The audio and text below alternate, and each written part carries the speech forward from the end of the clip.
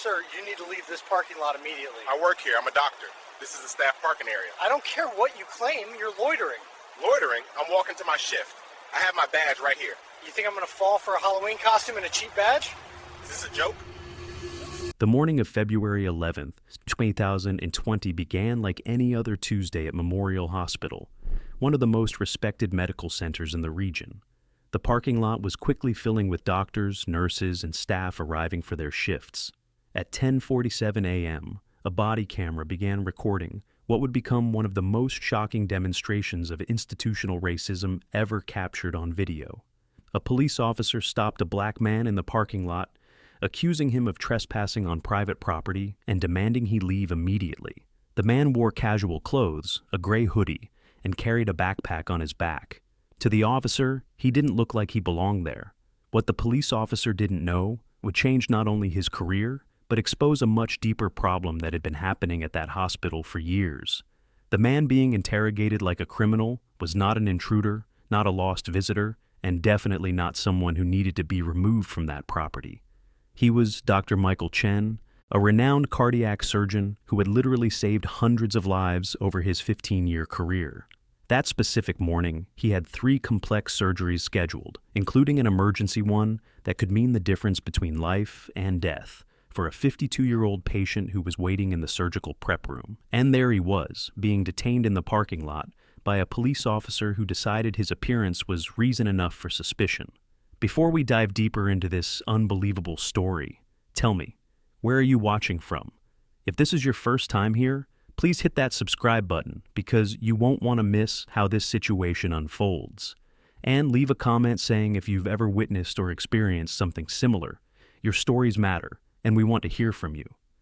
Dr. Michael Chen was 39 years old and had an impeccable reputation in the field of cardiac surgery. Graduated with highest honors from Johns Hopkins School of Medicine, he completed his residency in one of the most competitive programs in the country before being recruited by Memorial Hospital. His colleagues described him as brilliant, dedicated, and exceptionally talented in procedures many surgeons considered too risky. He had a 97% success rate in open heart surgeries, an almost unbelievable number in his specialty. Patients frequently specifically requested that Dr. Chen perform their surgeries, having heard about his reputation through word of mouth and glowing reviews. That specific Tuesday, Michael arrived at the hospital earlier than normal because his first surgery of the day was particularly delicate. A patient needed an aortic valve replacement, a procedure that required meticulous preparation and absolute concentration. Michael parked his car in the employee parking lot, where he had every right to be, grabbed his backpack containing his personal belongings and some medical files he had reviewed at home the night before, and began walking toward the hospital's side entrance that doctors use to access the locker rooms and surgical suites. He was wearing casual clothes because he planned to change into his medical scrubs as soon as he arrived, as he did every day of his professional life. What Michael didn't know was that a new police officer had been assigned to hospital security that week. Officer Derek Lawson was 35 years old and had been in the police department for 12 years, the last 3 working in private property security through a contract between the department and several local businesses. Lawson was making his morning parking lot rounds when he saw Michael walking toward the building.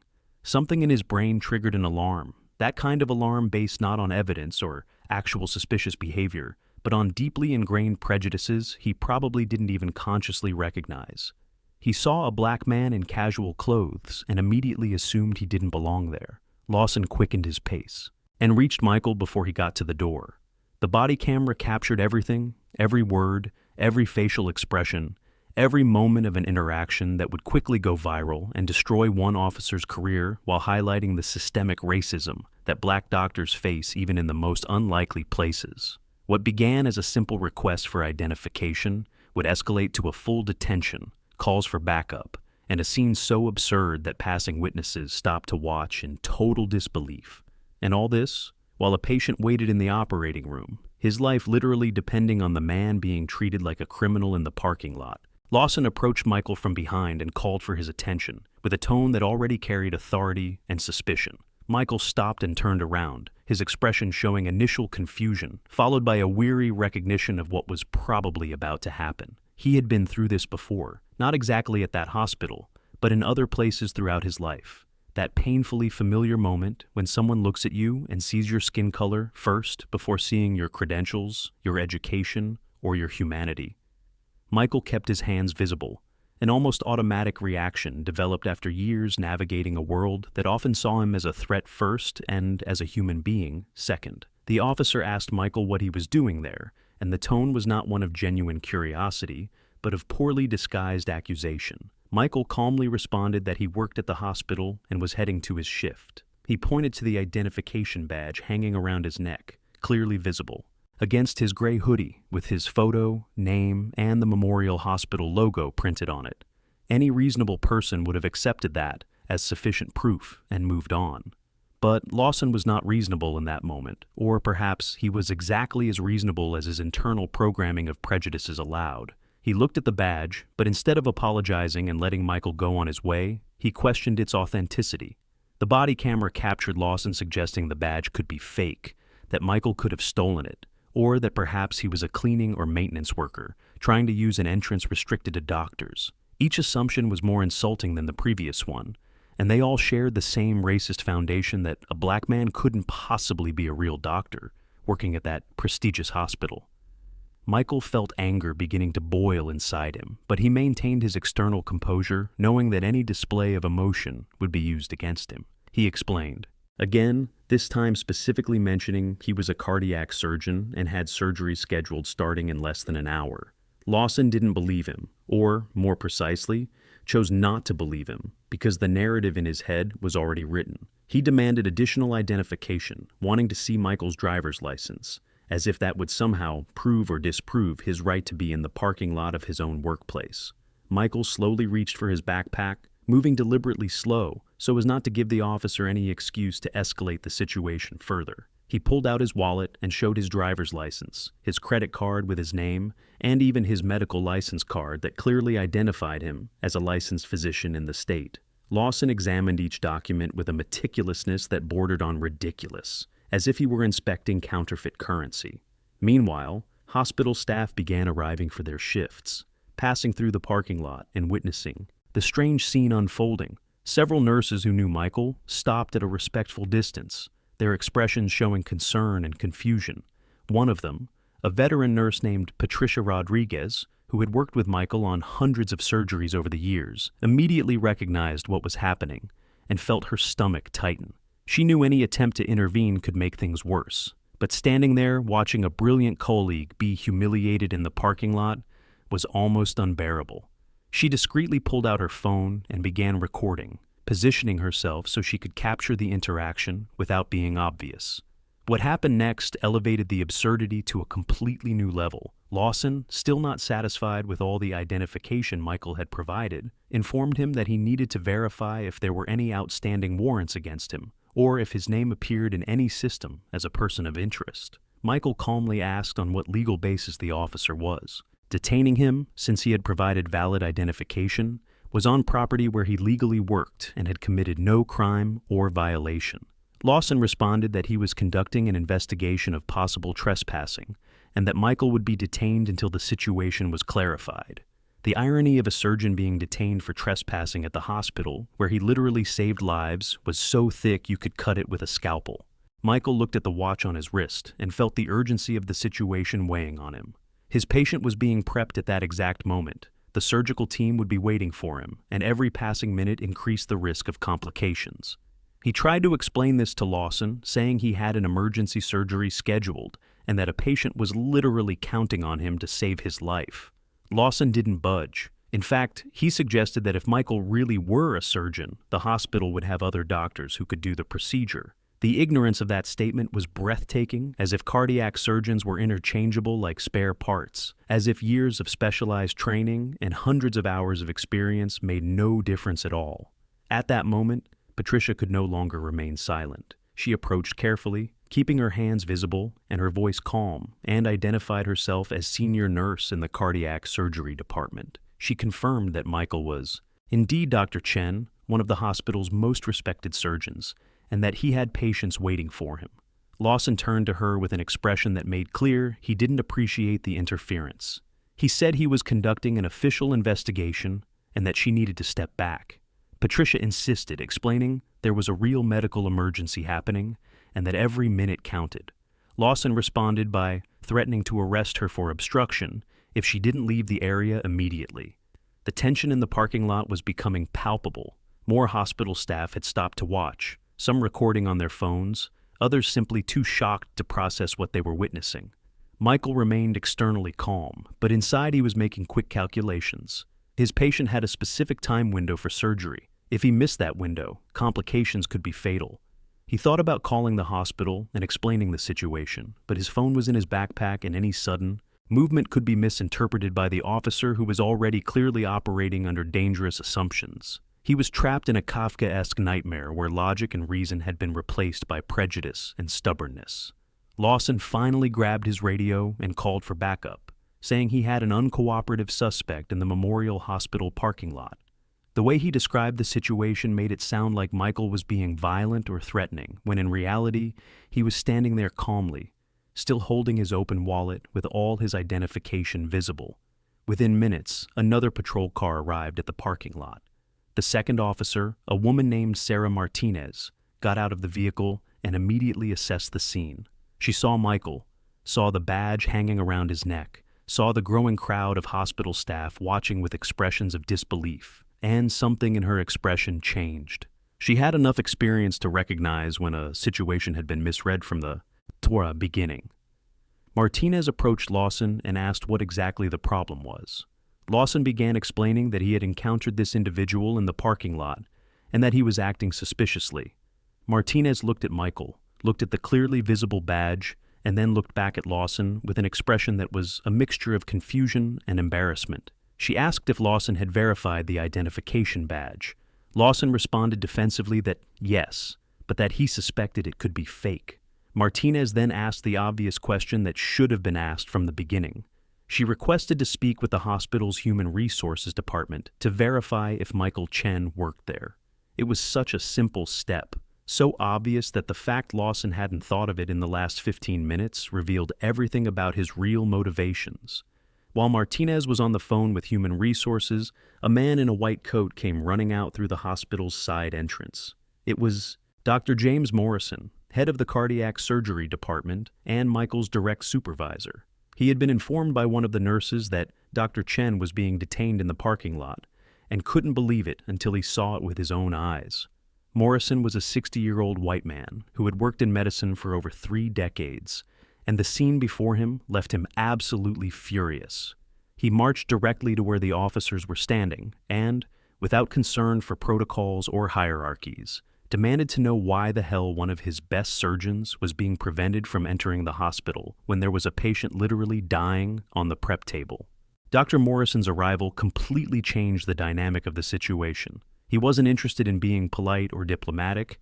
He was interested in saving his patient's life and protecting a valuable member of his team who was being clearly discriminated against. Morrison identified himself as head of cardiac surgery and confirmed in a loud and clear voice that Dr. Michael Chen was not only a hospital employee, but one of the most talented and respected surgeons in the entire state. He pulled out his own phone and showed text messages from the surgical team asking where Michael was, explaining that the patient was stabilized, but that the ideal window for surgery was rapidly closing. The real medical urgency of the situation finally began to penetrate the bubble of stubbornness Lawson had built around himself. Martinez hung up the phone with Human Resources and confirmed what everyone already knew. Michael Chen was indeed employed at Memorial Hospital as a cardiac surgeon. His identification was legitimate, and he had every right to be in that parking lot. She looked at Lawson with an expression that clearly said he had made a monumental mistake.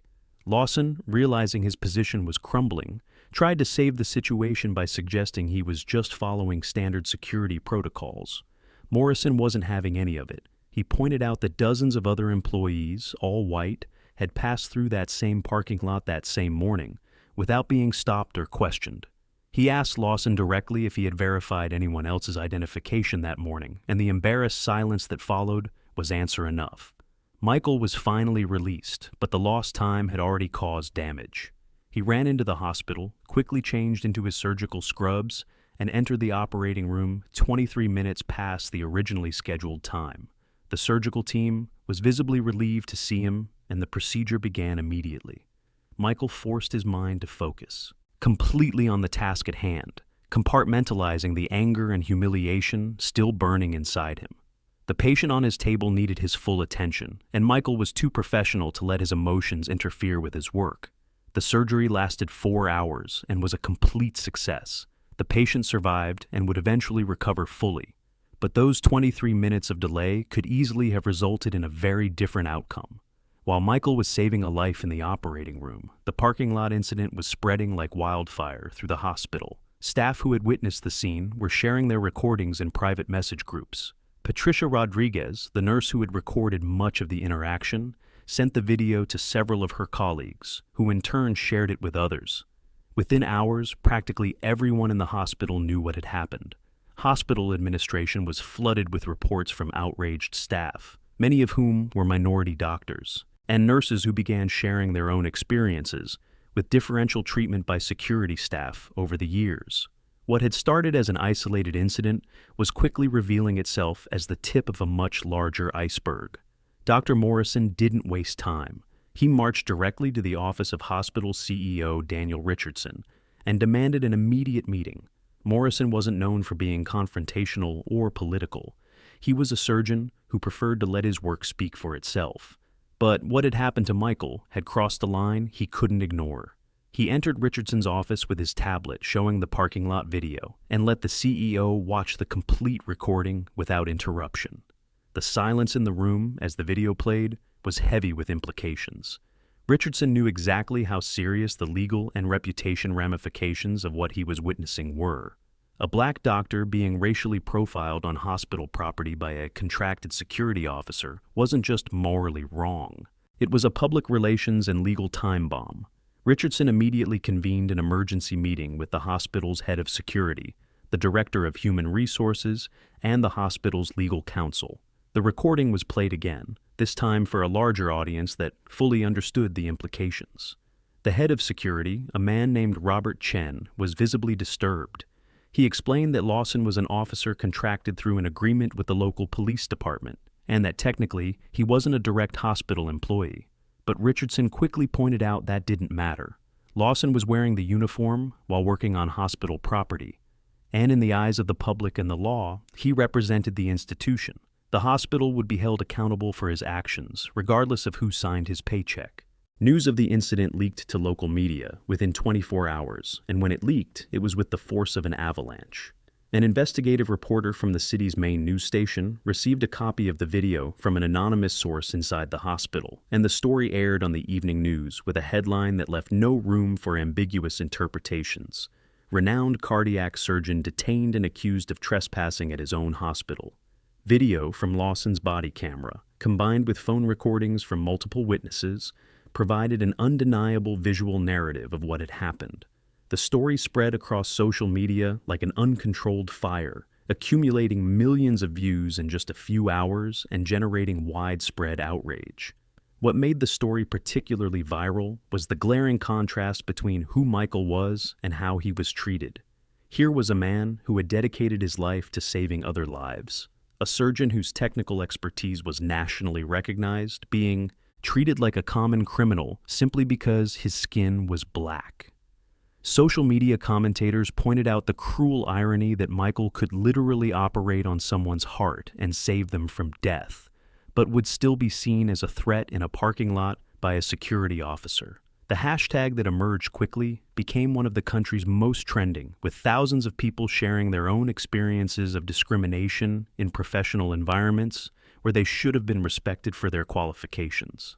National medical organizations began issuing statements condemning the incident. The National Medical Association, an organization representing African American physicians, released a particularly pointed statement highlighting that Dr. Chen's case was just the most recent example of a systemic problem affecting black medical professionals across the country. They cited studies showing that black doctors were significantly more likely to be questioned about their credentials, confused with support service staff, or treated with disrespect by colleagues, patients, and security personnel. The incident with Michael had become a symbol of a much larger conversation about racism in medicine and in supposedly meritocratic professional spaces. The police department that had provided Lawson as a contracted security officer found itself under intense scrutiny. Civil rights activists and community members began asking questions about the training and supervision processes for officers assigned to private security work. It was discovered that Lawson had 2 previous complaints in his personnel file, both related to accusations of racial profiling during traffic stops. Neither complaint had resulted in significant disciplinary action, just the mandatory sensitivity training that apparently had done absolutely nothing to change his behavior. The revelation that the department had assigned an officer with a documented history of racial bias to work at a hospital where he would have authority over diverse doctors and patients was met with additional outrage. Michael, meanwhile, found himself at the center of a media hurricane he had never asked for nor wanted. Reporters camped outside his home, his phone rang incessantly with interview requests, and his every move was analyzed and discussed online. He issued a brief statement through the hospital's public relations department, thanking the medical community for their support and expressing hope that the incident would lead to meaningful changes in security policies and training. But privately, he was struggling with the emotional weight of it all. He continued doing his surgeries, continued saving lives, but the experience had left a scar that wouldn't be easily healed. The idea that even with all his accomplishments, he could still be seen first as a threat due to the color of his skin was a painful truth he had known his entire life, but which had never been so publicly validated. Pressure on the hospital and police department to take decisive action became overwhelming. Protests were organized outside the hospital and police station, with demonstrators carrying signs demanding justice for Dr. Chen and accountability for Lawson. Community leaders, local politicians, and even the city's mayor were forced to speak publicly about the incident. The hospital announced it was immediately terminating its contract with the police department for security services and would conduct a comprehensive review of all its security policies and procedures. They also promised to implement mandatory implicit bias training for all security staff and establish an oversight committee that would include representation from the hospital's diverse staff to ensure similar incidents never happened again. Officer Derek Lawson was officially fired from the police department 6 weeks after the incident in the Memorial Hospital parking lot. The decision came after an internal investigation that revealed not just the obvious problem of his behavior that day, but a disturbing pattern of discriminatory conduct throughout his career. Investigators discovered that Lawson had accumulated 17 complaints related to racial profiling in 12 years of service, a shockingly high number that had been consistently ignored or minimized by his superiors. The investigation's final report was devastating, concluding that Lawson had violated multiple departmental policies, demonstrated flagrant racial bias, and created significant legal liability for the department. His termination was immediate and without possibility of appeal, his career in law enforcement ending not with honor, but with shame documented in high-definition video. The hospital implemented reforms that went far beyond simple public relations or symbolic gestures. The entire security system was completely restructured with the hiring of a private security company specializing in healthcare environments that had rigorous diversity and inclusion training protocols.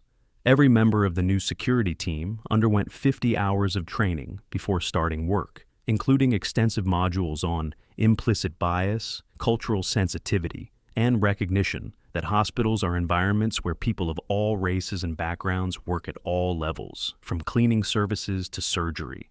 Additional cameras were installed in all parking lots and entrances, with recordings being reviewed weekly by an oversight committee composed of diverse hospital staff who had authority to recommend disciplinary action when problematic patterns were identified.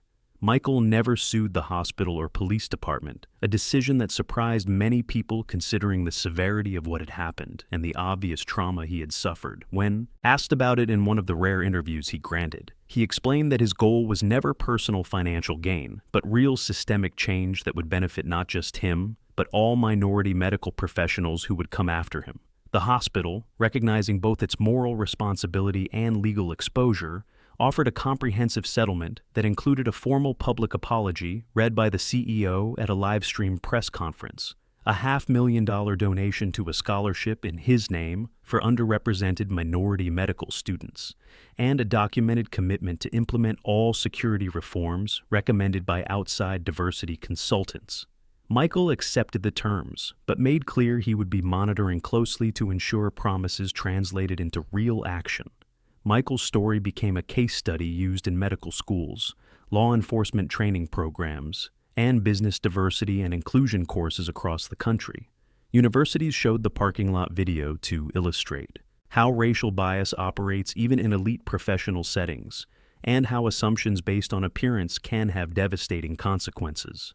The incident generated academic research on the experiences of Black doctors with discrimination in their workplaces, revealing alarming statistics about how many had been mistaken for cleaning staff, questioned about their credentials by patients or colleagues, or treated with disrespect by security personnel. Michael was invited to speak at national medical conferences, where he used his platform not to victimize himself, but to advocate for systemic changes that would address the root causes of discrimination in medicine. Lawson completely disappeared from public view after his termination, and rumors about his whereabouts varied widely. Some reports suggested he had moved to another state, trying to start over where his name and story didn't precede him. Others said he was working in private security for small businesses that didn't do rigorous background checks. Regardless of where he ended up, the digital age ensured his action in that parking lot would follow him forever.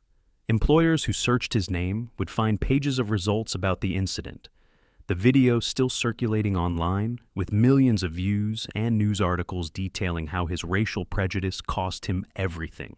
He had built a 12-year career in law enforcement and completely destroyed it in 23 minutes of discriminatory behavior captured on high-definition camera. The Memorial Hospital parking lot where it all happened remains physically the same, but now carries a different weight for those who know its history. Michael still parks there every morning, still walks through the same side entrance toward the locker rooms and surgical suites, but now does so with the awareness that his experience catalyzed real change. The new security team greets him by name, not because he's famous from the incident, but because they're trained to know hospital staff and treat them with professional respect. Michael continues saving lives, his reputation as a surgeon not just intact, but strengthened by the courage he demonstrated in transforming a moment of profound humiliation into an opportunity for systemic change. He became more than just a brilliant doctor. He became a symbol of resistance against discrimination and a tireless advocate for professional environments to be truly inclusive and respectful for everyone, regardless of skin color.